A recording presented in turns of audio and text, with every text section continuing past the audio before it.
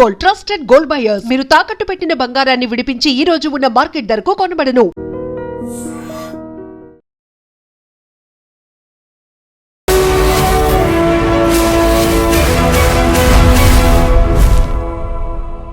నమస్తే, welcome to iDream social spotlight with Kavitha.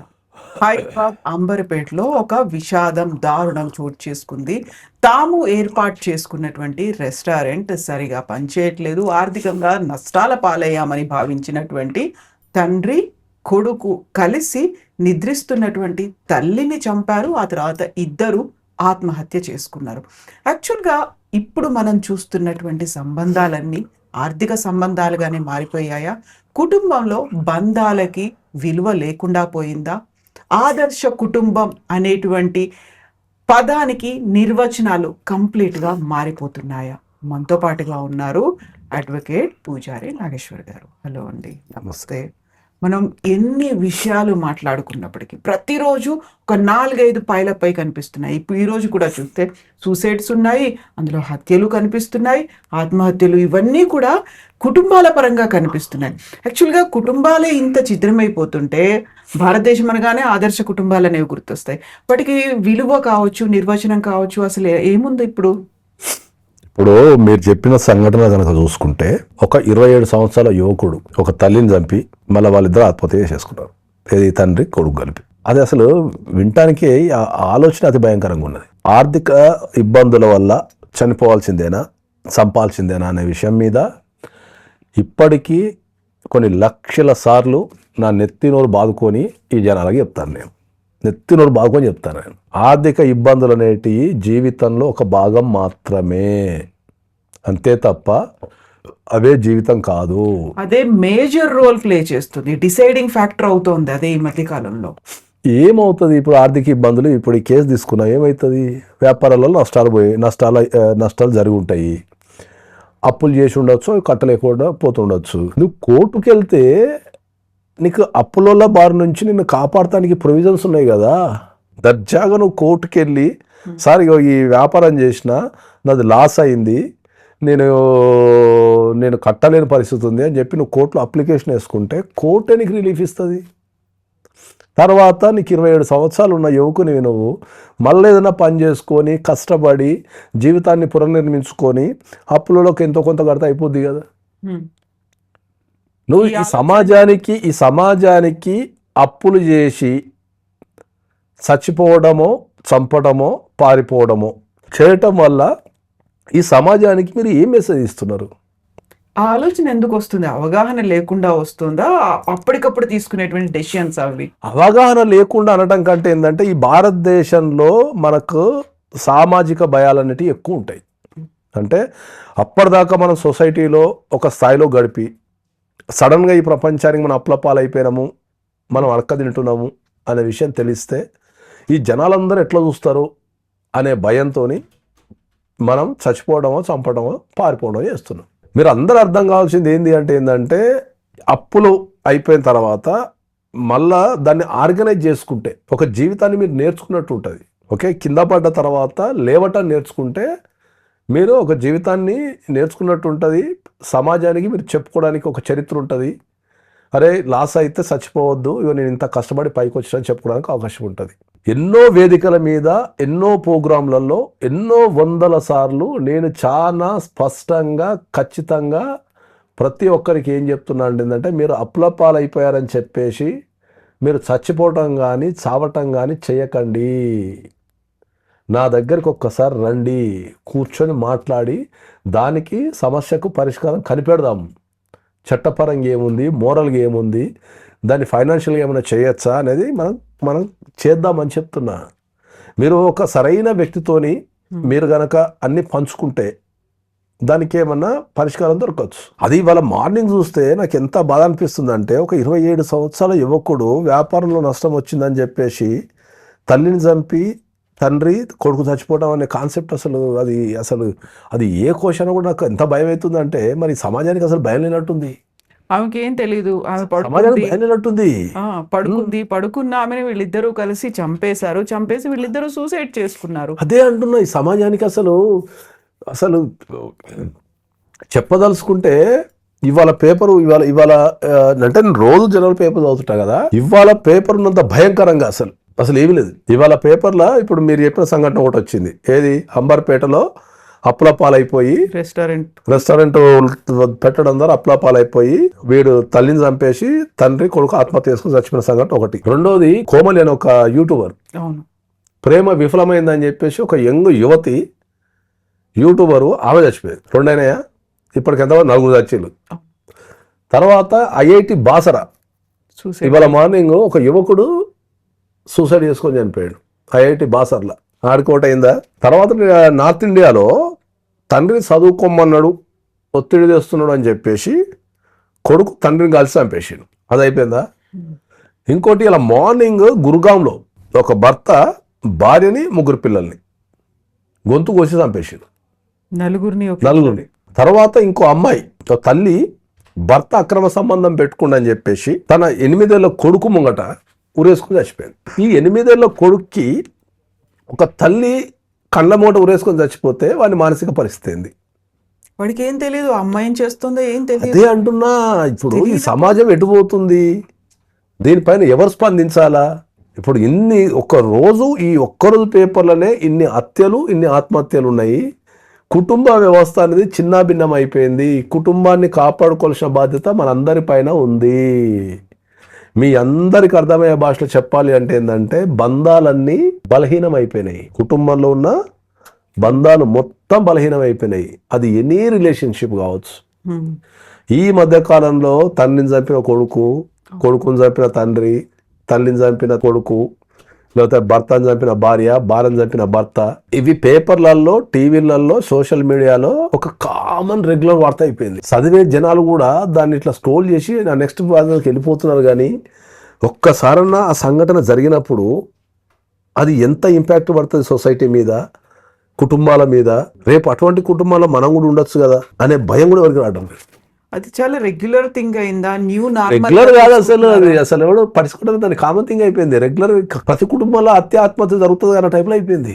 New normal గా స్పందించడం అనేది అది తగ్గిపోయింది. ఈ కుటుంబం అంటేనే ఒక హత్య ఆరు ఒక ఆత్మహత్య అనే నిర్వచనానికి వచ్చేసినాం మనం. కుటుంబాన్ని నిర్వర్తించే విధానం మారిపోయింది, దాని నిర్వచనం మారిపోయింది. అరే ఎవ్వరు కూడా మీరు మన చుట్టుపక్కల ఏం జరుగుతుందో మనకు తెలియకపోతే రేపు అది మన ఇంటిని కూడా కమ్మలించచ్చు కదా అని చెప్తున్నాను నేను. That's what I'm telling. ఎవరన్నా ఆర్థిక ఇబ్బందులు ఉన్నాయి చచ్చిపోతారా అండి? ఆర్థిక ఇబ్బందులు ఉంటే ఆదుకోవడానికి కోర్టులు ఉన్నాయి, చట్టాలు ఉన్నాయి. కోర్టులలో రకరకాల ప్రొవిజన్స్ ఉన్నాయి. టైం తీసుకునే ప్రయోజనం ఉంది, ఐపీ పెట్టుకునే ప్రయోజనం ఉంది. నేను కట్టలేను సార్, నా దగ్గర లేవు, నన్ను క్షమించండి అని చెప్పి ఐపీ పెట్టుకునే ప్రయోజనం ఉంది. నీకు చట్టమే ఒక వైపు నుంచి నీకు రక్షణ ఇస్తుంటే, ఇప్పుడు నా అప్లపాలు అయిపోతే చచ్చిపోకురా అయ్యా, కోర్టుకు కాపాడుకుంటామని చట్టమే చెప్తుంటే నువ్వు చంపడము చచ్చిపోవడం ఎందుకు చేస్తున్నావు? ఇది ఎంతమందికి అర్థం కావాలా? ఆర్థిక ఇబ్బందులు ఉంటే మీరు ఒక సరైన వ్యక్తితోనే డిస్కషన్ చేయండి. అప్లపాలు అయిపోతే డిస్కషన్ చేయండి. వాళ్ళు ఏదో ఒక రకమైన సొల్యూషన్ ఇస్తారు, ఒక బలాన్ని ఇస్తారు, ఒక ధైర్యాన్ని ఇస్తారు, మీ పక్కన నిలబడతారు, పోరాడతారు. ప్రొటెక్షన్ 100% ఇస్తుంది. నెత్తినోరు బాదుకొని మీకోసం పోరాటానికి వాడు చచ్చిండ్రా అయ్యా, రండి, నేను కాపాడుకుంటా, సావకండి, అందమైన జీవితాన్ని ఖరాబ్ చేసుకోకండి, చిన్న చిన్న పిల్లల్ని చంపటము, లేకపోతే యువకుల్ని యంగ్ జనరేషన్ని చంపడమో చేయకండి అయ్యా. వాళ్ళకు మనం పోరాటాన్ని నేర్పాలా, కింద పడ్డప్పుడు లేవటం నేర్పాలా, ఉరకటం నేర్పాలా. ఇవన్నీ నేర్పకుండా మనము చంపడం చచ్చిపోవడం నేర్పుతూ సమాజం ఎటుపోతుందిరా అయ్యా అని చెప్తే ఎవరికి కూడా పట్టింపు లేదు ఈ దేశాల్లో. ఇప్పటికీ నాకు తెలిసి నేను కొన్ని వేల ఇంటర్వ్యూలు చేసి ఉంటాను నేను. ఏమని? ఈ దేశంలో ఎవరికన్నా చంపాలనిపించినా చచ్చిపోవాలనిపించినా కొద్దిగా టైం తీసుకొని నా దగ్గరికి రండి, ఒక మంచి సమాజాన్ని నిర్మిద్దాము, మంచిగా కష్టపడదాము, ఒక మంచి వాతావరణాన్ని క్రియేట్ చేసి మనం ఒక వ్యక్తులకు నమ్మకాన్ని కల్పిద్దాము, ఓకే, ఒక మంచి సమాజాన్ని నిర్మిద్దామని చెప్తే ఎవరు ముందుకు రాడు? అంటే నేను చెప్పేది జనాలకు రీచ్ కావటం లేదా, లేకపోతే దానికి అద్దప్ప వేరే సొల్యూషన్ లేదనుకుంటున్నారా? అది ఒక బలహీనమైనటువంటి క్షణం, ఒక బలవంతపు ఒక నిర్ణయం, ఇలాంటివన్నీ వస్తుంటాయి డెఫినేషన్. ఆ బలహీన క్షణాలను నన్ను గుర్తు చేసుకోమని చెప్తున్నా కదా. నేనేమో మొత్తం అడిగిలో లేను కదా, హైదరాబాద్ నట్టాడు సెంటర్లో ఉన్నా నేను. నీకు ఏ ఇబ్బంది వచ్చినా రా, నేను మాట్లాడి నీకు ఏదో ఒకటి చేస్తానని చెప్తున్నా నేను. అందమైన జీవితము, పుట్టము ఉన్నప్పుడు అన్ని అనుభవించి చచ్చిపోవాలా. ఆ పిల్లగాని, అది అంబర్పేట పిల్లగాని ముఖం చూస్తే అయితే అసలు ఎంత హీరో లెక్కనున్నాడు. సీరియస్. శశాంక్ అంట 27 years హీరో లెక్కనున్నాడు. మరి అమ్మ జీవితం చచ్చిపోవడం నాకు అర్థం కాదు. ఇదంతా చచ్చిపోయి బదులు ఎట్టనా ఢిల్లీయో గిల్లీయో బాంబేనో గిమ్మేనో పారిపోయి బతకచ్చు కదా. అదృష్టం బాగుండి అక్కడ సంపాదిస్తే మళ్ళీ తిరిగి వచ్చి కట్టచ్చు కదా అంటున్నా. ఇది ప్రతి ఒక్కరు, నేను మళ్ళొక్కసారి గట్టిగా చెప్తున్నా ఏంటంటే, ప్రతి కుటుంబము, ఆ కుటుంబంలో ఉన్న ప్రతి వ్యక్తులు సమాజంలో జరుగుతున్న ఈ హత్యలు, ఆత్మహత్యల మీద కంపల్సరీ ఆలోచించాల్సిన విషయం ఉంది.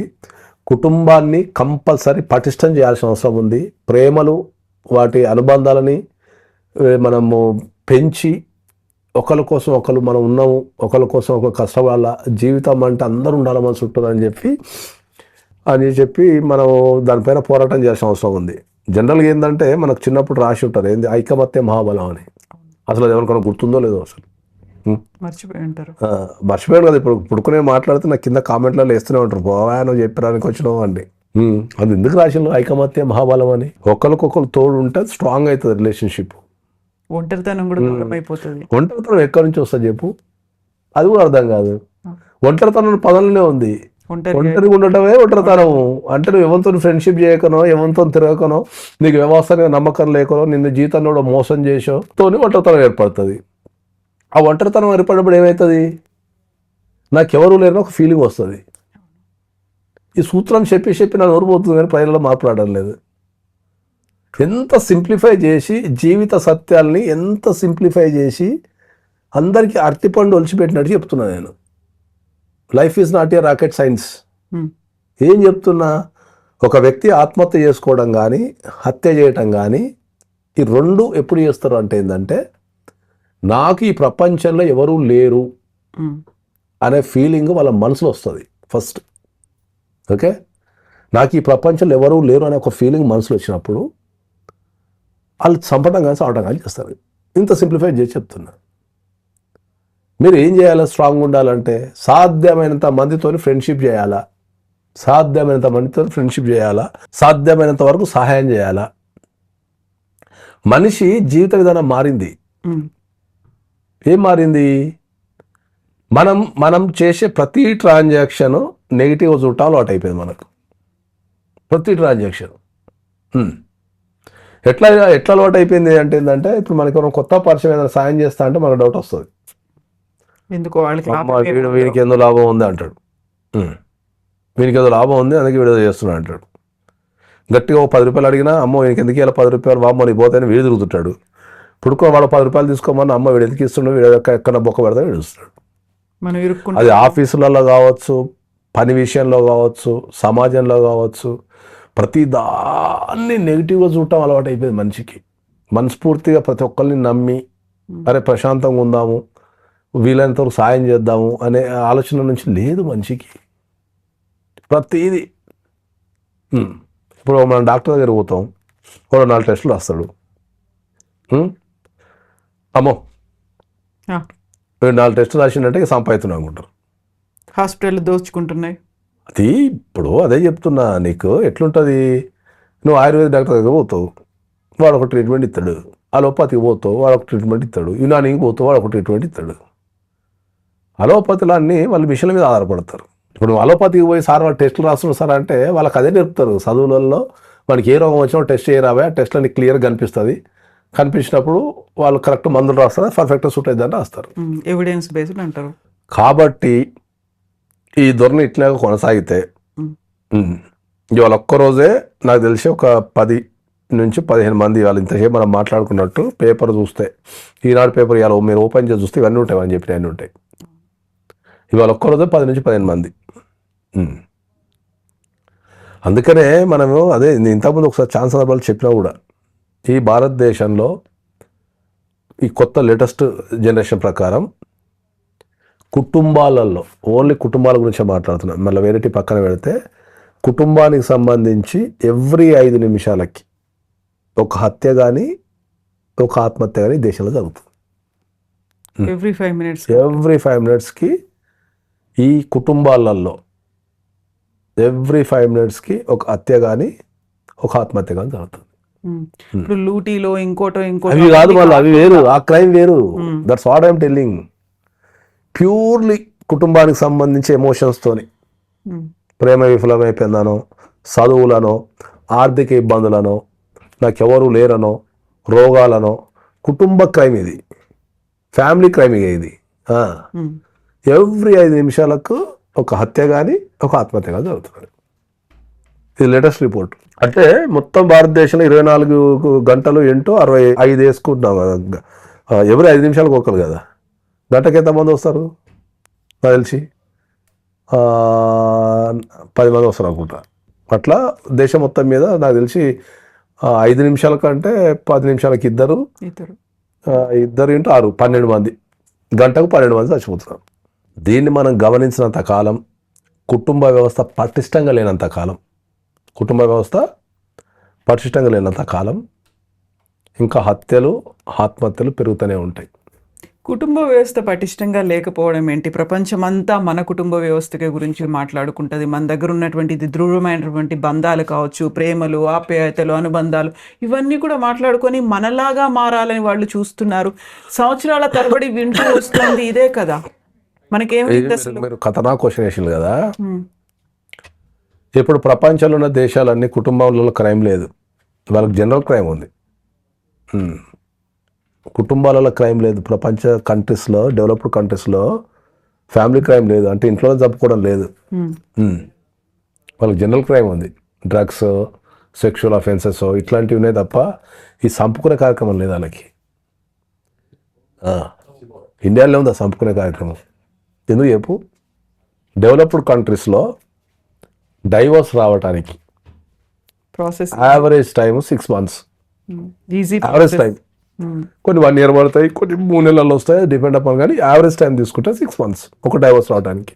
భారతదేశంలో డైవోర్స్ రావడానికి యావరేజ్ టైం 4 years. వాళ్ళ లైఫ్లో అత్యధిక టైంలో 4 years వాడు యావరేజ్ టైం అది. ఇక కొన్ని అయితే 10 సంవత్సరాలు నడిచినవి ఉన్నాయి, 15 సంవత్సరాలు నడిచినవి ఉన్నాయి, సుప్రీంకోర్టు దాకా పోరాడి ఉన్నాయి. దీనివల్ల ఏమవుతుంది, జనాలకి ఏంటంటే కోర్టుకు పోతే న్యాయం జరగదు అనేది బాగా వాళ్ళ మైండ్లో ఫిక్స్ అయిపోయారు. కోర్టుకు వెళ్తే ఫస్ట్ మన భారతదేశంలో ఉన్న అతిపెద్ద సమస్య ఏంటి అంటే న్యాయం. ఓకే, ఎందుకు అతిపెద్ద సమస్య న్యాయం అంటే ఏంటంటే ఈ న్యాయ వ్యవస్థలో ఉన్న లోపాల మీద కానీ, ఈ న్యాయ వ్యవస్థని పటిష్టం చేస్తానికి కానీ, ఈ న్యాయ వ్యవస్థని సరిదిద్దటానికి కానీ ఇప్పటి వరకు ఈ భారతదేశంలో పోరాటాలు చేసిన వాళ్ళు లేరు. ఇలాంటిది రావాలని ఎవరు కోరుకోలేదా, అడగలేదా అసలు? నేను చేస్తా ఇప్పుడు. ఎందుకంటే నేను ప్రపంచ దేశాలను తిరుగుతున్నా, ప్రపంచ దేశాలలో ఉన్న న్యాయ వ్యవస్థను అధ్యయనం చేస్తున్నా. కాబట్టి నేను ఖచ్చితంగా ఈ న్యాయ వ్యవస్థ మీద, ఈ న్యాయం ప్రజల మీద నమ్మకం కల్పించడానికి, న్యాయ వ్యవస్థ సత్వరంగా పనిచేయడానికి సంబంధించిన చర్యలన్నీ 100% తీసుకుంటా. అది నా లైఫ్ అంబిషన్ అది. ఎందుకంటే ఒక అడ్వకేట్ని ఫారిన్ కంట్రీస్లో, అమెరికాలో అటార్నీ అంటాము, యూకేలో సాలిసిటర్ అంటాము, రకరకాల పేర్లతో పిలుస్తాం కదా. ఆ దేశాలలో ఇవన్నీ టాప్ మోస్ట్ ప్రొఫెషన్. పే కూడా చాలా ఎక్కువ, చాలా పే ఉంటుంది. ఒక అడ్వకేట్ని అక్కడికి వెళ్ళాలన్నా, టచ్ చేయాలన్నా భయపడతారు. ఓకే, మరి అదే మన భారతదేశానికి వస్తే అడ్వకేట్ అనేది అంటే సక్సెస్ఫుల్ అడ్వకేట్స్ మనం పక్కన పెడితే 90% ఆఫ్ ద అడ్వకేట్స్ మీద సరైన అభిప్రాయం జనాలకు లేదు. సరైన అభిప్రాయం లేదు. వాళ్ళ మీద కూడా అటాక్లు అవుతున్నాయి. వాళ్ళ మీద అటాక్లు అనేది పక్కన పెడితే మన భారతదేశంలో అడ్వకేట్ అంటే అబద్ధాలు ఆడేటోడు, మోసాలు చేసేటోడు, చెట్టు కింద ప్లీడరు, ఇంకా రకరకాల పేర్లతో పిలుస్తారు తప్ప అడ్వకసీ అనేది ఒక ప్రొఫెషను, వాళ్ళ దగ్గరికి పోతే మనల్ని కాపాడుకుంటాడని ఫీలింగ్ లేదు జనాలకు, లేదు. ఎందుకు అంటే ఏంటంటే ఇంతకుముందు చెప్పినట్టు న్యాయ వ్యవస్థలో ఉన్న లోపాల గురించి కానీ, న్యాయ వ్యవస్థలో సరిదిద్దటానికి కానీ, లేకపోతే న్యాయ వ్యవస్థ మీద పోరాటం చేయడానికి కానీ ఎవరు చేయటం లేదు.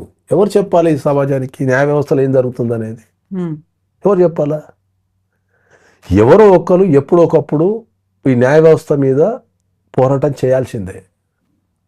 నేను కంపల్సరీ చేస్తా. ఈ ప్రజలకు ఈ న్యాయ వ్యవస్థలో ఏం జరుగుతుందనేది 100% చెప్తా. నేను చెప్పడం స్టార్ట్ చేస్తే ఇక జనాలు తట్టుకోలేరు. 2 రకాలుగా మీరు చేయాలి. వాళ్ళకి కావాల్సినటువంటి అవగాహన కల్పించాలి.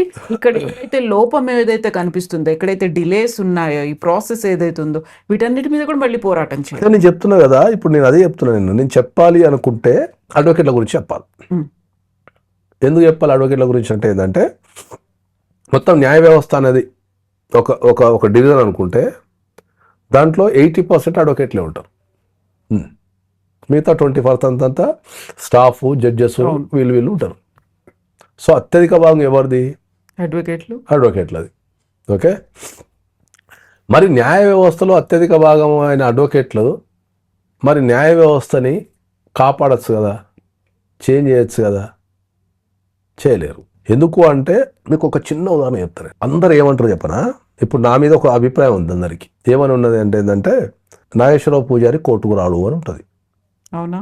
ఒక అభిప్రాయం ఉంది జనాలకు. నేను బహిరంగంగా ఒప్పుకుంటాను, నాగేశ్వరరావు పూజారి కోర్టుకు వెళ్ళాడు అని ఉంటుంది. కేసులు ఎట్లా వాదిస్తారు? That's what I'm telling. ఇప్పుడు నాగేశ్వరరావు పూజారి కోర్టుకు వెళ్ళడు అనే ఒక వాదన వినిపిస్తున్నారు కదా.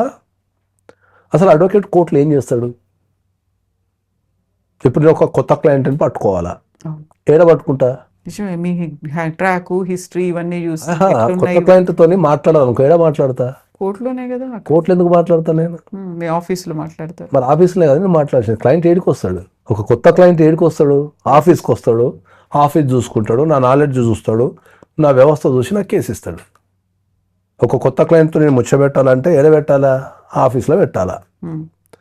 ఆ కొత్త క్లయింట్ నాకు కన్వర్ట్ అయిన తర్వాత ఆ కొత్త క్లయింట్ మీద పని చేయాలంటే ఏడ చేయాలి నేను? ఓ డ్రాఫ్టింగ్ రెడీ చేయాలా, ఓ పిటిషన్ రెడీ చేయాలి, ఏడ రెడీ చేయాలి నేను? ఆఫీస్లో రెడీ చేయాలా? ఆ క్లయింట్కి సంబంధించిన కేసుకు సంబంధించిన వివరాలన్నీ నేను చదవాలా, ఆడేమన్నా ఎవిడెన్స్ తెస్తే వాళ్ళు ఏమైనా ఎవిడెన్స్ తెస్తే నేను చూడాలా, ఎగ్జామిన్ చేయాలి, ఇది పని చేస్తుందా పని చేయదా తేడా చేయాలి నేను. ఒక క్లయింట్ వస్తే నేను ఆఫీస్లోనే మాట్లాడాలా, వాళ్ళ నోట్స్ డ్రాఫ్టింగ్ అంతా ఆఫీస్లోనే తీసుకోవాలా, నేను డ్రాఫ్టింగ్ చేయాలన్నా ఆఫీస్లోనే చేయాలా, నేను కౌంటర్లు కొట్టాలన్నా ఆఫీస్లోనే కొట్టాలా, వాళ్ళకు ఒక చట్టాన్ని వివరించాలా నేను ఆఫీస్లోనే వివరించాలా.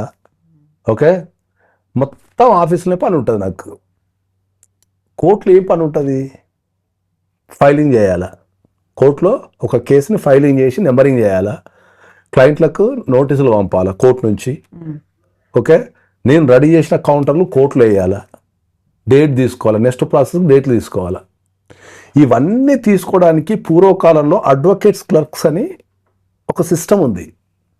ఈ పనంతా ఎవరు చేయాలా?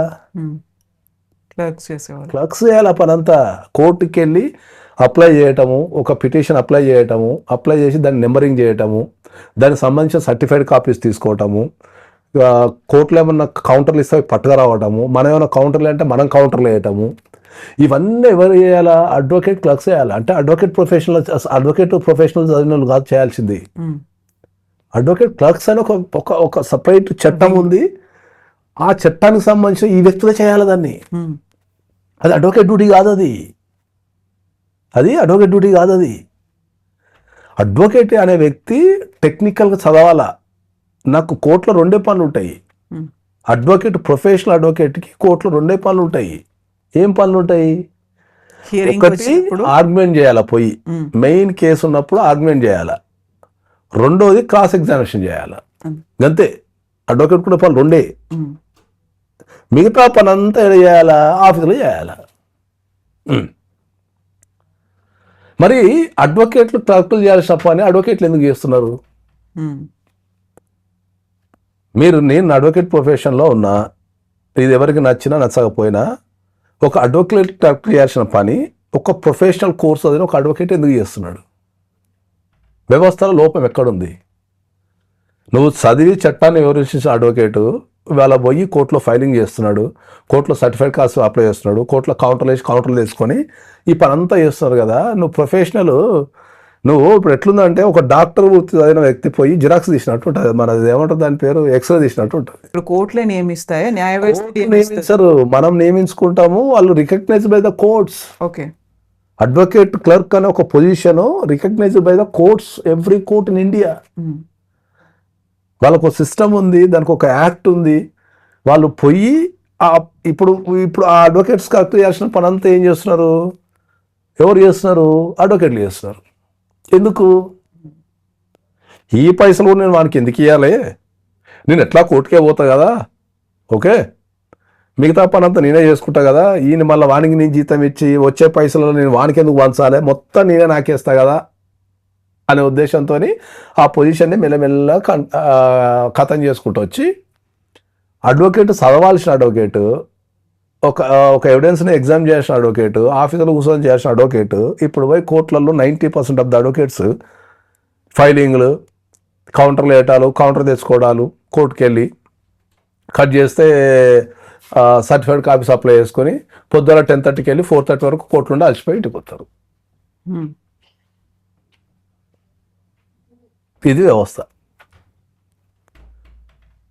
ఇంకా అతి దారుణమైన విషయం ఏంటంటే ఇక నా మీద దాడి చేయని ఏమేం చేయని, ఇక నేను వాస్తవాలు మాట్లాడదలుచుకున్నా కాబట్టి మాట్లాడతా.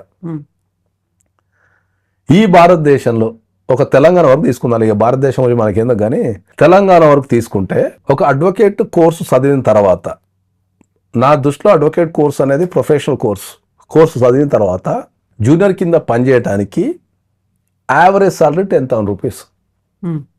యావరేజ్ సాలరీ 10,000 రూపీస్కి పని చేస్తారు వీళ్ళు ఒక డే అంతా. నేనైతే ఎప్పుడు 10,000 వేయలేదండి మా ఆఫీస్లో. నేను మినిమం 15 నుంచి పైకి వాళ్ళ 20, 25, 30, 40, 1 lakh వరకు నేను ఇస్తా. కానీ నా ఒక్క ఆఫీస్ వదిలిపెట్టేసి యావరేజ్ సాలరీ మనం మొత్తం యావరేజ్ తీసుకుంటే 10,000 రూపీస్ ఇస్తారు ఒక అడ్వకేట్కి. ఒక ప్రొఫెషనల్ కోర్స్ అయిన ఒక అడ్వకేట్కి 10,000 రూపీస్ ఇస్తారు.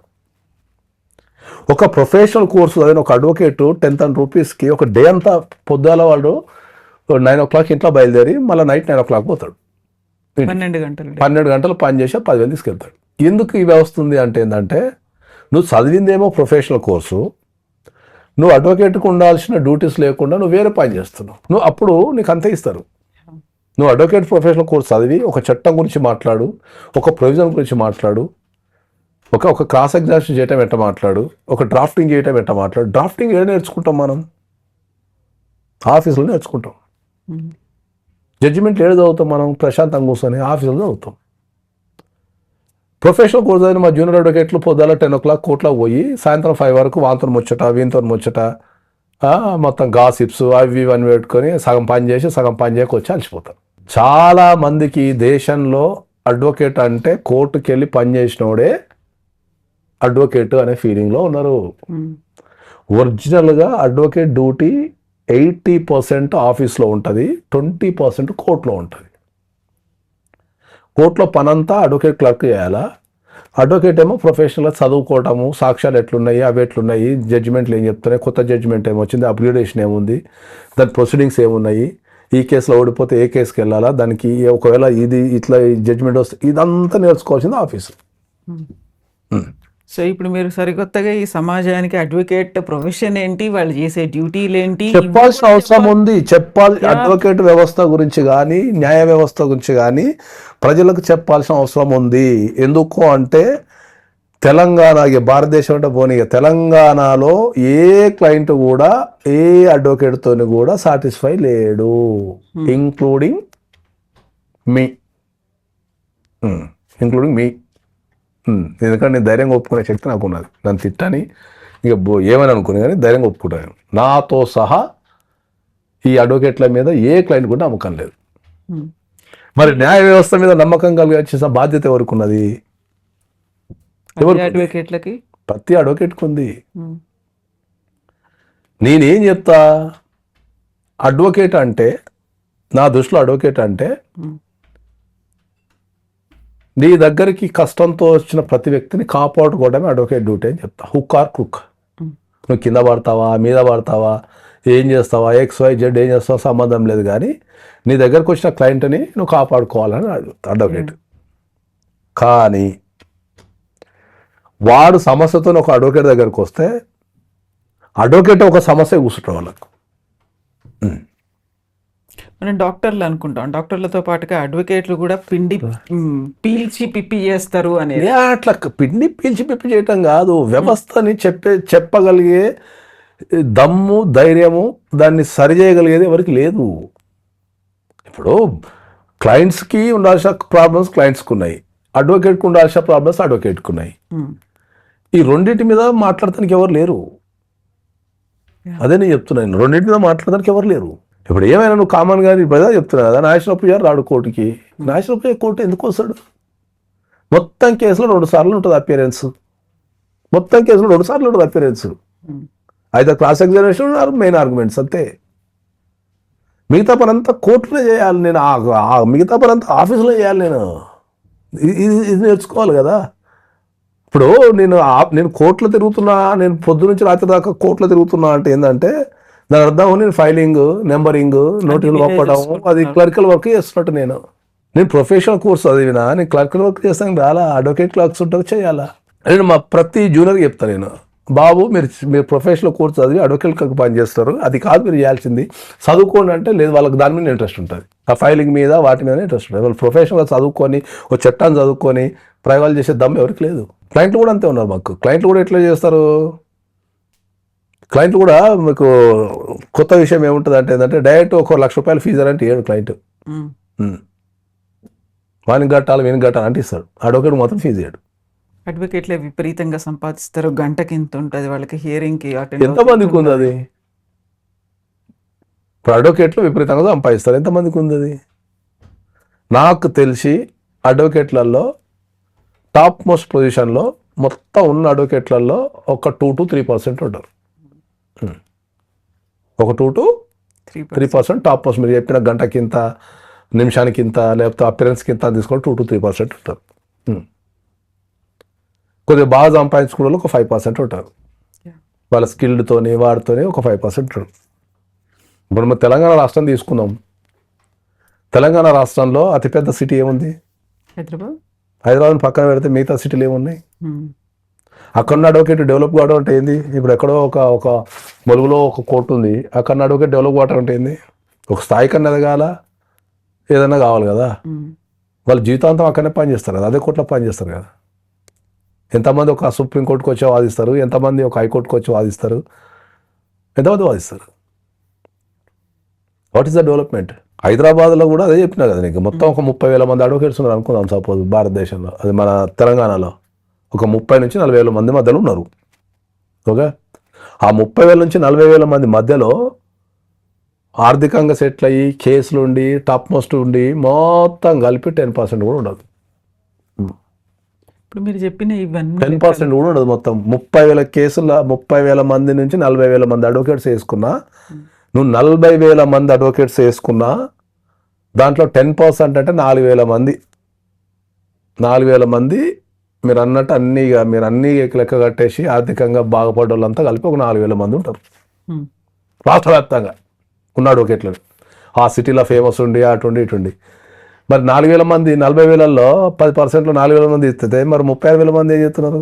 మరి 36,000 మంది సమాన అవకాశాలే కదా. స్కిల్డ్ లేరు, అడ్వకేట్ ప్రొఫెషన్ మీద అవగాహన లేదు, స్కిల్డ్ లేరు, కాలేజీలు సక్కా లేవు. ఓకే, నేర్చుకోరు, చట్టాన్ని నేర్చుకోరు, అప్డేట్ గారు. ఏముంటుంది ఆ ఊరు? ఇప్పుడు మీరు ఒక చిన్న ఊరు తీసుకుందాం, మనం కరీంనగర్ అనే ఊరు తీసుకుందాం. కరీంనగర్ అడ్వకేట్ ఏం చేస్తాడు? వచ్చిన కేసు తీసుకుంటాడు, పొద్దున కోర్టు పోతాడు, దండం పెడతాడు, లేదా ఆర్గ్యుమెంట్ చేస్తాడు, అంతే వచ్చేస్తాడు.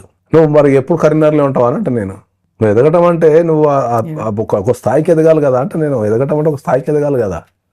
కరీంనగర్ నుంచి హైదరాబాద్ రావాలి, హైదరాబాద్ నుంచి ఢిల్లీ పోవాలి, ఢిల్లీ నుంచి ఇంకా ఇంటర్నేషనల్ కోర్టుకి వెళ్ళాలి, అది కదా ఎదగటం. అడ్వకేట్ కోర్సు చేసే జనాలలో 50% ఎందుకు చేస్తున్నాం వాళ్ళకి తెలియదు. ఏదో ఉంది కోర్సు చేస్తున్నాం అంటారు అంతే. సో న్యాయ వ్యవస్థ అనేది స్ట్రాంగ్ కావాలంటే కంపల్సరీ అడ్వకేట్ రోల్ చేస్తుంటుంది. ఇక నన్ను తిట్టుకున్నా, ఇక నా మీద దాడి చేసినా, ఇక ఎవరేమనుకున్నా, ఇవన్నీ వాస్తవాలు, ఇవన్నీ జీర్ణం చేసుకోవాల్సినవి. ప్రతి వ్యక్తి ఆలోచించాల్సింది న్యాయ వ్యవస్థలో ఏం జరుగుతుందని ఆలోచించాలి.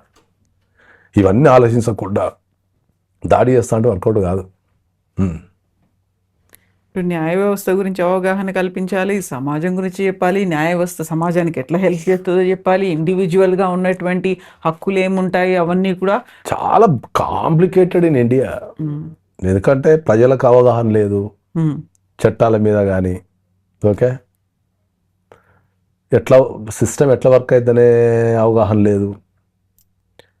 చెప్పాల్సిన అడ్వకేట్లేమో చట్టాలు చెప్తున్నారు తప్ప దాని వెనక బిహైండ్ ద ప్రాసెస్ ఎవడు చెప్తాను లేడు. ఇంకొక బ్యూటిఫుల్ థింగ్ ఏంటి అంటే అడ్వకేట్లు చట్టాన్ని చెప్తారు, అడ్వకేట్స్ అంతా చట్టాన్ని చెప్తారు. ఆ చట్టాన్ని చెప్పడం ఏముంటుంది చెప్పు? నువ్వు 50 రూపాయలు 100 రూపాయలు పెడితే బుక్ వస్తుంది, చదువుకుంటే నీకు కూడా అర్థమవుతుంది. చట్టం ఎవరేం చెప్తారు చదువుకుంటే? దానికి అడ్వకేట్ కావాల్సిన అవసరం ఏం లేదు. కానీ ఆ చట్టం వెనుకున్న సంగతులు చెప్పినట్టు టాప్ మోస్ట్ అడ్వకేట్.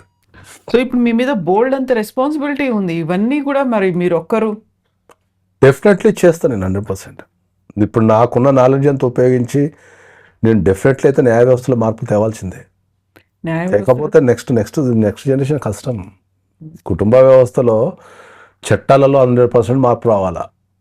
ఎందుకంటే ప్రజల జీవిత విధానానికి తగ్గట్టు చట్టాలు లేవని 100% చెప్తాను నేను.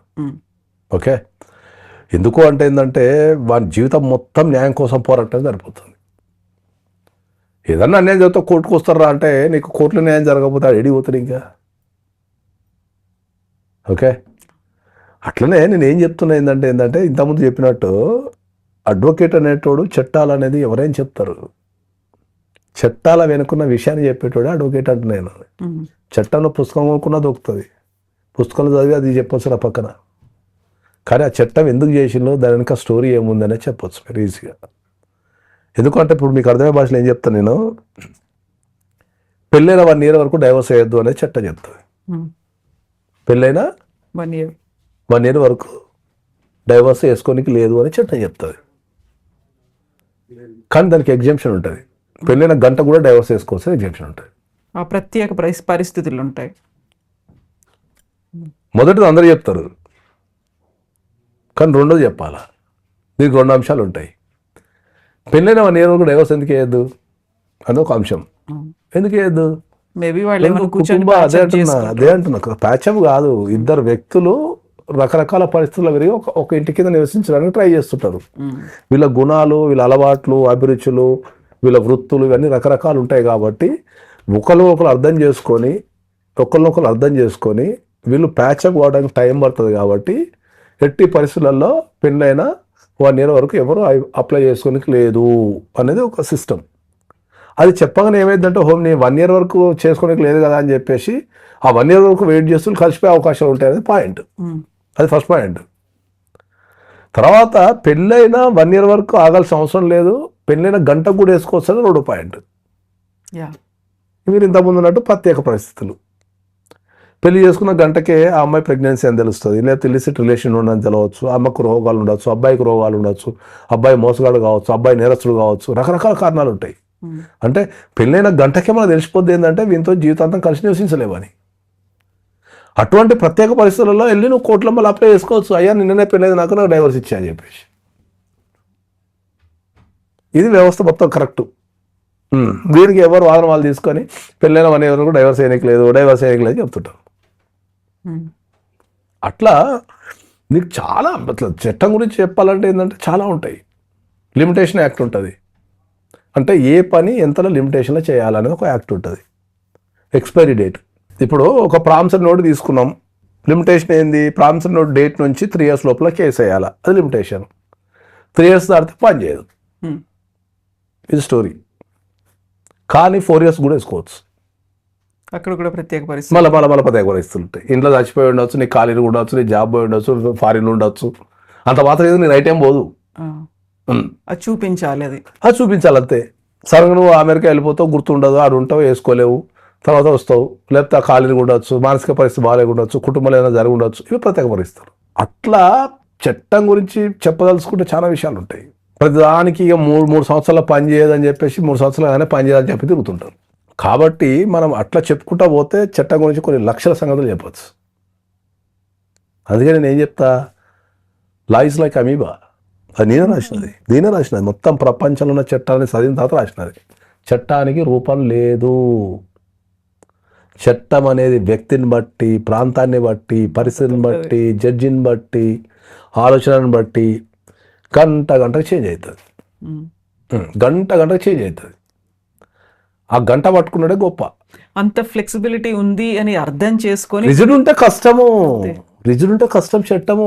రిజిడ్ ఉంటే అసలు చట్టం అసలు ఉండదు, అందరూ చచ్చిపోడే. ఇది ఇట్లనే జరగాలని రిజిడ్ ఉంటే ఒక హత్య జరుగుతుంది, సెల్ఫ్ డిఫెన్స్ అని రాసిన దాంట్లో. ఇప్పుడు హత్య జరిగింది, నేను ఉరేస్తా అంటే మరి హత్య ఎందుకు జరిగింది అనేది కనుక్కోవాలి కదా. వాడిని నేను చంపే క్రమంలో చంపినామేమో వాడిని, అప్పుడు నిన్ను వదిలిపెట్టేస్తారు. ఈ హత్య జరిగితే నీకు ఉరిశిక్ష అంటే అరే హత్య జరిగిన ఉరిశిక్ష నీకు రాదు కదా. That's what I'm telling. చట్టానికి రూపం లేదు. ఇంకా ఎంత గొప్పతని చెప్తాను. ఇంకా భారతదేశంలో అత్యధిక డైవర్స్ ఒక డైవర్స్ అప్లై చేయాలంటే గ్రౌండ్స్ ఉంటాయి. అత్యధిక డైవర్స్ నీకు క్రుయాలిటీ గ్రౌండ్స్ మీద పడతాయి. పడే డైవర్స్ కేసులలో 80% of the cases cruelty grounds మీద పడతాయి. క్రుయాలిటీ గ్రౌండ్ మీద పడుతుంది. కానీ ఇక్కడ బ్యూటిఫుల్ ఏం తెలుసా, చట్టంలో క్రుయాలిటీకి డెఫినేషన్ లేదు. అవునా? ఎస్, దేన్ని క్రుయాలిటీ అనాలి అనాలనే డెఫినేషన్ లేదు. చెప్పి క్రుయాలిటీని మనం ఎట్లా, నీకు ఏదైతే నువ్వు డైవర్స్ చట్టాలు చదువుతున్నావో ఏ డైవర్స్ చట్టాల్లో కూడా క్రుయాలిటీకి డెఫినేషన్ లేదు. క్రుయాలిటీ అంటే డెఫినేషనే లేదు. నువ్వు క్రుయాలిటీ మీద అత్యధిక కేసులు వేస్తావు, క్రుయాలిటీ మీద తెల్లవారు వాదిస్తుంటావు.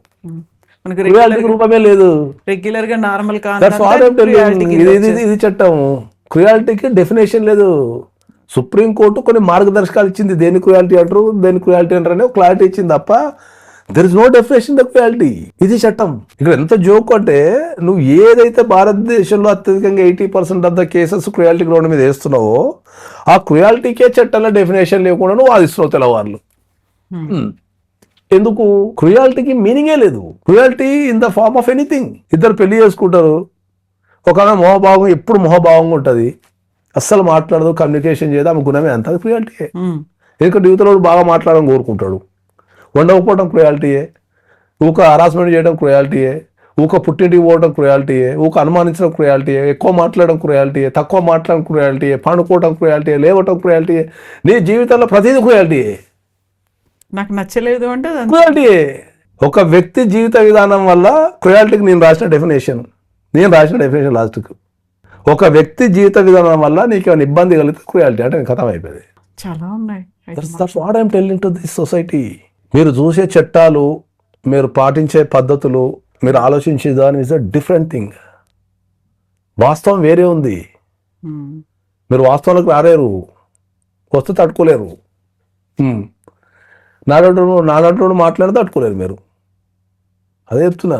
నేను గనక ఈ చట్టాల మీద కానీ, ఈ వ్యవస్థ మీద కానీ, అసలు ప్రాసెస్ మీద కానీ, అసలు న్యాయ వ్యవస్థలో ఏం జరుగుతుందో కానీ మాట్లాడితే ఎవరిది కూడా తట్టుకోలేడు. నేను ఛాలెంజ్ కాసి రాసి సంతకం పెట్టి ఇస్తా. ఇట్లాంటి ఉదాహరణలు నేను కొన్ని లక్షలు చెప్తా నేను. ఎందుకంటే చేసి చేసి చేసి చేసి పండిపోయి ఈ ఇండియా సరిపోక అమెరికా అండ్ యూకే అండ్ దుబాయ్లో కూడా చేస్తున్నాం. ఇంకా అక్కడ ఉన్నాయా డెఫినేషన్స్ ఇవన్నీ? అక్కడ చాలా నీట్గా ఉంటాయి చట్టాలు. అక్కడ ఎందుకు సత్వర న్యాయం దొరుకుతుంది, ఎందుకు తొందరగా డైవర్స్ వస్తుంది, అదే చెప్తున్నా. అక్కడ చాలా స్పష్టంగా చాలా క్లియర్గా ఉంటాయి. మ్యాట్రిమోనియల్ చట్టాలు అంత క్లారిటీ అసలు ఎంత బ్యూటిఫుల్ ఉంటుందో తెలుసా. మ్యాట్రిమోనియల్ చట్టాలు అక్కడ క్లారిటీ. నేను నా పర్సనల్ అభిప్రాయం చెప్తాను. పర్సనల్ అభిప్రాయం మాత్రమే ఇది. ఎవరికి కాదు, అడ్వకేట్ గా అయినా ఏదైనా నా పర్సనల్ అభిప్రాయం మాత్రమే. దీన్ని ఎవరిని తప్పు పట్టడం లేదు, ఎవరికి ఆపాదించడం లేదు. కుటుంబ వ్యవస్థలో, పెళ్ళైన వ్యవస్థలో క్రైమ్ పెరగటానికి ప్రధాన కారణము చట్టాల మీద అవగాహన లేకపోవటము, కోర్టుకు పోతే న్యాయం జరగదనుకోవటము. ఓకే, లేట్ అయిపోతుంది, న్యాయం జరగదన్నది ఒకటి ఉంది, పోతే సంవత్సరాలు పడుతుంది, కాలయాపన అవుతుంది, ఇదంతా ఎందుకని చెప్పేసి అయిపోతుంది కథ. అప్పటికప్పుడు ఇన్స్టెంట్ గా నాకు వచ్చేసింది ఒక సొల్యూషన్ వచ్చేసింది. అదే చెప్తున్నా. పిల్లలకి అక్కడ పిల్లలు ఉంటారు అనుకో, చైల్డ్ కస్టడీ కేసుల మీద డ్యూయల్ పేరెంటింగ్ లేదు ఇండియాలో. అవును. పిల్లలు అనే వ్యక్తులు ఇద్దరి ఆస్తి, తల్లి ఆస్తి, తండ్రి ఆస్తి, ఇద్దరి ప్రేమ ఉంటేనే పిల్లలు సక్రమంగా పెరుగుతారు. So irrespective of their personal lives, అంటే వీళ్ళిద్దరు విడిపోయినా ఏం చేసినా పిల్లల విషయంలో డ్యూయల్ పేరెంటింగ్ చేయాలి. డ్యూయల్ కస్టడీ, డ్యూయల్ పేరెంటింగ్ అంటారు. ఫారెన్లో చాలా పర్ఫెక్ట్ ఉంది. మీరు ఏదైనా కొట్టుకొని సావండి, కానీ పిల్లల దగ్గరకు వచ్చాక మాత్రం డ్యూయల్ పేరెంటింగ్, డ్యూయల్ కస్టడీ ఉంటుందని చెప్తారు. ఇండియాలో డ్యూయల్ పేరెంటింగ్, డ్యూయల్ కస్టడీ లేదు. మదర్ దగ్గర ఉంటే మదరే ఆక్యుపై చేసుకుంటుంది, ఫాదర్ని నాటలోడు. వీడు కోర్టుకు పోయి చూస్తానికి తెల్లవార్లు ఫైటింగ్ చేస్తుంటాడు, గంట సేపు చూస్తానికి. ఆ గంట సేపు చూసే క్రమంలో తల్లి రోజు వానికి మీ అయ్యే తెలుసా, మీ అయ్యే తెలుసా, మీ అయ్య ఏం చేస్తాడో తెలుసా, మీ అయ్య ఏం చేస్తాడో తెలుసా, మీ అయ్య ఎంత చండాలుడు తెలుసా, మీ అమ్మని ఎట్లా కొట్టింది తెలుసా, మీ అమ్మకి పైసలు లేదని తెల్లవారులు విషయం ఎక్కిస్తారు. ఒకవేళ కర్మగారి కొన్ని సందర్భాలలో ఫాదర్ దగ్గర ఉండిపోతారు పిల్లలు, మదర్ వెళ్ళిపోతుంది ఒక కుప్ప మీద, వీడు మదర్ బై కస్టడీ చేసుకుంటుంది. ఓకే, మదర్ బై కస్టడీ చేసుకుంటే ఫాదర్ ఏం చేస్తాడు? ఇక రియల్ వాడు పిల్లలని, భారతదేశంలో పిల్లలను చూడటానికి విడిపోయిన తల్లిదండ్రులు కస్టడీ చేసుకొని విజిటింగ్ రైట్స్ కోసము రక్త రక్తాలు కారుతున్నాయి, ఒక్కొక్కరికి రక్తాలు కారుతున్నాయి. ఇది కనుక తప్పు అంటే చెప్పండి, నేను మొత్తం న్యాయ వ్యవస్థలు పెడు మొత్తం అడ్వకేట్ కింద రిజైన్ చేసి వెళ్ళిపోతాను. భారతదేశానికి ఎదగాల్సిన పిల్లలు, ఇద్దరు తల్లిదండ్రుల సంరక్షణ బాగుపడాల్సిన పిల్లలు, స్కూల్కి వెళ్ళి ఆడుకోవాల్సిన పిల్లలు ఇవాళ మెయింటెనెన్స్ కోసమో లేకపోతే విజిటింగ్ రైట్స్ కోసమో తల్లిదండ్రులను ఆడుకోవటం కోసమో ఎక్స్ప్లాయిట్ అయిపోయి వాళ్ళ మనసులలో విషబీజాలు నాటి వాళ్ళని ఈ దేశానికి ప్రమాదకరంగా తయారు చేస్తున్న విషయం ఎవరికి చెప్పాలి నేను. డ్యూయల్ పేరెంటింగ్ అనే వ్యవస్థ, డ్యూయల్ విజిటింగ్ రైట్స్ కానీ, డ్యూయల్ పేరెంటింగ్ కానీ, డ్యూయల్ కస్టడీ కానీ ఇస్తే ఫారిన్ కంట్రీస్లో 3 days అక్కడ, 3 days అక్కడ, 1 day అక్కడ ఉంటారు, కథం అయిపోయి. ఖర్చులు సరిసగం పెట్టుకోండి అంటారు, కథం అయిపోతుంది.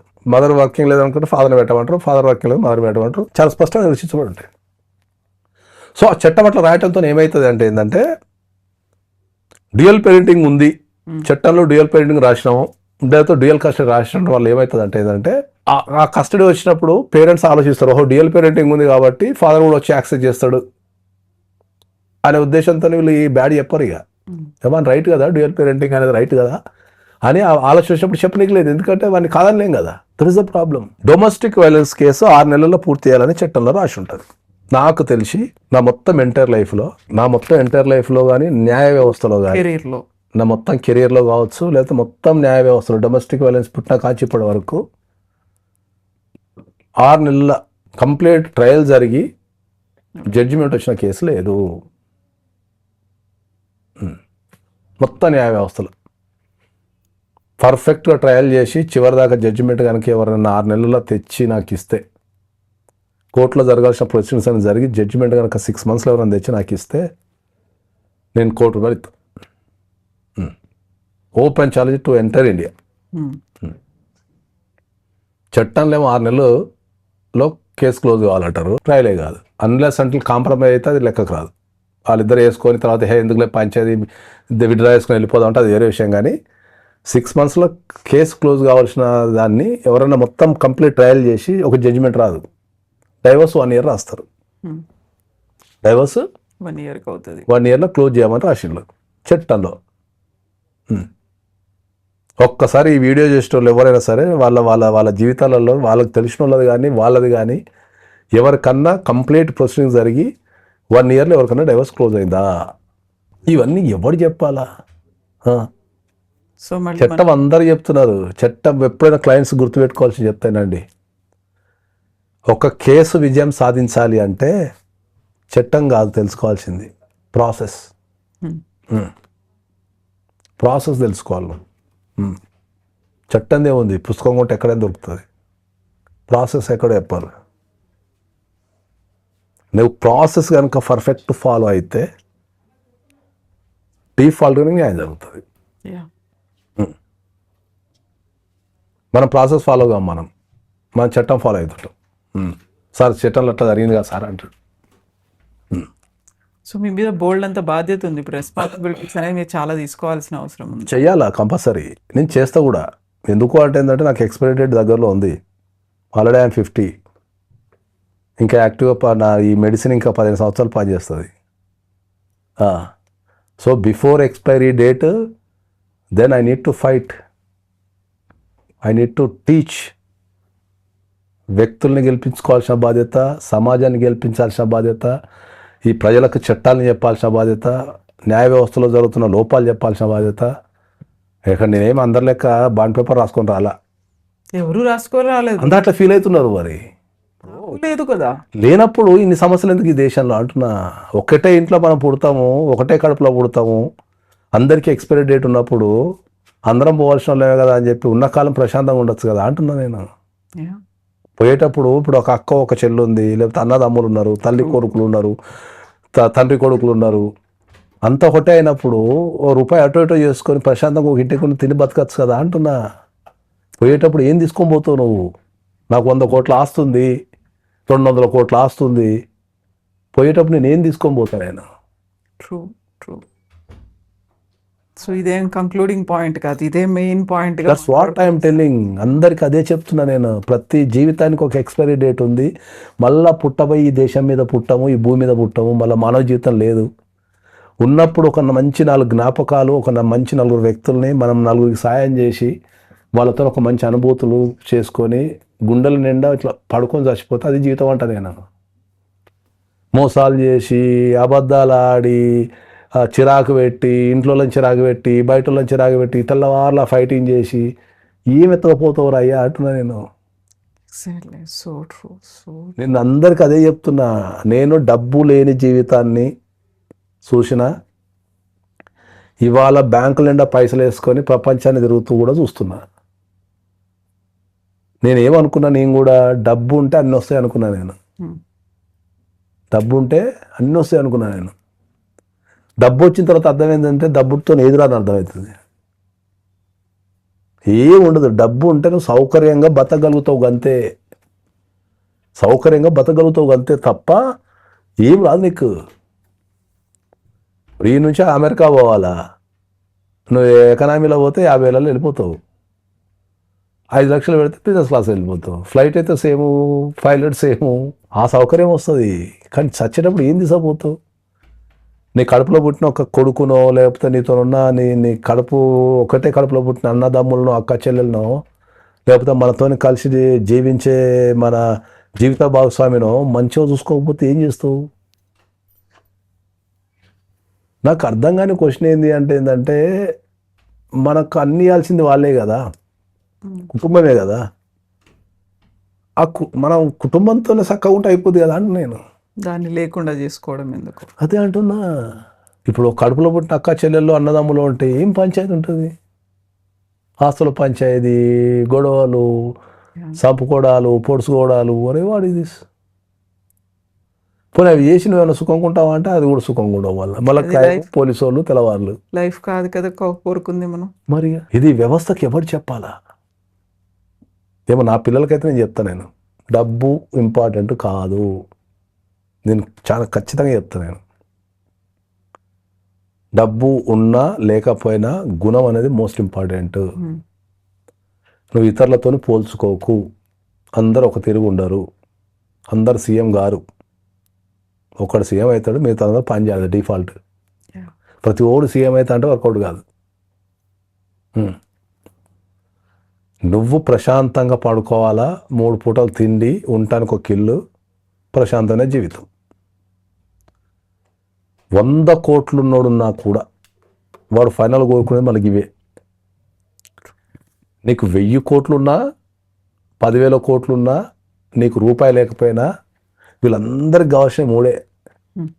ఉండటానికి ఒక మంచి ఇల్లు, తినడానికి 3 పూటలు తిండి, నిద్ర వస్తే ప్రశాంత నిద్ర. అంతే. వీడు 1000 కోట్ల కోసం ఉరుకుతాడా? ఈ 3 కావాలి కదా. ఒక చిన్న పిట కథ ఉంటుంది, అది చెప్పి క్లోజ్ చేస్తాను నేను. కథ ఉంటుంది అసలు జీవితంలో. ఒక ఊర్లో ఒక రైతు ఉంటాడు పాపం. వానికి 1 ఎకరం పొలం ఉంటుంది, ఒక అందమైన కుటుంబం ఉంటుంది. దానికి 2 పిల్లలు, ఒక భార్య. ఓకే, వాడి పని ఏముండదు పాపం. మంచిగా పొద్దాలు లేస్తాడు. ఆయనకు 2 బర్రెలో ఎడ్లో ఉంటాయి. మంచిగా పొద్దాలు లేచి మంచిగా పాలు పిండుకుంటాడు. మంచిగా పాలు పిండుకొని మంచిగా కాఫీ గీఫీ తాగి మంచిగా పొలానికి పోతాడు. అన్న ఎకరంలో మంచిగా మధ్యాహ్నం వరకు పని చేసుకుంటాడు. మళ్ళీ ఇంటికి వచ్చి లంచ్ చేస్తాడు. 2 గంటలు పండుకుంటాడు. మళ్ళీ సాయంత్రం మళ్ళీ పొలానికి పోతాడు. మళ్ళీ 1 గంట 2 గంటల పని చేసుకొని ఇంటికి వచ్చి ఆ గొడ్లు ఎడ్లో చూసుకొని సాయంత్రం కానీ భార్య పిల్లలతో మంచిగా ప్రశాంతంగా మాట్లాడుకొని ఆడుకొని మళ్ళీ ప్రశాంతంగా నిద్రపోతుంటాడు. దీనికి ఏ పని ఉండదు ప్రపంచంలో. అనుకున్న పనులు ఏముంటుంది అంటే మంచిగా పొలాన్ని మంచిగా చూసుకుంటాడు. అనుకున్న దగ్గరగా పొలం ఉంటుంది.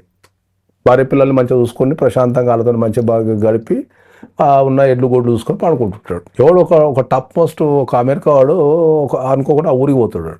1000 కోట్లు ఉన్నాడు. ఈ సమాజం ఏంది, తొక్కేంది, తుషారం ఏంది, అంతా నిద్రపోతున్నారని చెప్పేసి ఊరికి పోతున్నాడు. ఆ ఊరికి పోతాడు. ఆ ఊరికి పోయినప్పుడు ఈ రైతులు ఎవడైతే ఉన్నాడో ఈ రైతులు చూస్తుంటాడు రోజు. పాపం వీడు ప్రపంచంతో సంబంధం లేకుండా వీని పైన వీడు చేసుకుంటాడు. వాని ఎడ్లు గొడ్లు వాని కుటుంబం మంచిగా తిని 3 పూట్ల వాడుకుంటుంటాడు. అది తన జీవితం. తన జీవితం. వీడు 1 నెల రోజు చూస్తాడు అండి. ఇక వీనికి తిక్కలేస్తాడు. రోజు తిక్కలేసి వాడిని పిలిచి క్లాస్ వీక్తాడు. ఆయనకి ఒకసారి పోతున్నాడని పట్టుకుంటాడు రైతు. అది అరే నువ్వు 5 నిమిషాలు కూర్చొని సంగతి చెప్తాను కూర్చోబెడతాడు. కూర్చోబెట్టి నువ్వు మనిషి పుట్టగా కొట్టినావు, నీకు సిగ్గు లేదు, ఓన్లీ 1 ఎకరం పొలం పెట్టుకున్నావు, తింటాను పంటాను, మళ్ళీ పిల్లలతో ఆడుకుంటున్నావు అని చెప్పి తిడతాడు. ఇది కాదు లైఫ్ అని తిడతాడు. వీడు ఏందన్నట్టు అమాయకంగా ఏం చేయాలి స్వామి అంటాడు. ఇమ్మీడియట్లీ 10 ఎకరాలు కౌలుకు తీసుకో, ఒక ట్రాక్టర్ కొను, దున్ను, విపరీతంగా సంపాదించు పంటల మీద. అది తీసుకెళ్ళి వరంగల్ అమ్మేసి, ఆడ నుంచి ఇంకో దగ్గర అమ్మేసి తర్వాత బంగ్లాలు కొను, కార్లు కొను, ఇవన్నీ కొను అని చెప్తుంటాడు అడిగా. మొత్తం ఆ 10 ఎకరాలని 100 ఎకరాలు చేయి, నీ దగ్గర నా 10 రూపాయలని 100 రూపాయలు చేయి, 100 రూపాయలని 1000 రూపాయలు చేయి, ఇవన్నీ చేయి అంటాడు. మోటివేట్ చేయడం. మొత్తం మోటివేట్ చేసి అది చేసి ఇది చేసి తర్వాత ఒక 1000 కోట్లు సంపాదించు, సామ్రాజ్యాన్ని క్రియేట్ చేయ అంటాడు. సరే స్వామి మరి అన్నీ చేసిన తర్వాత ఏం చేయాలి స్వామి అంటాడు. అప్పుడు రెస్ట్ తీసుకో అంటాడు.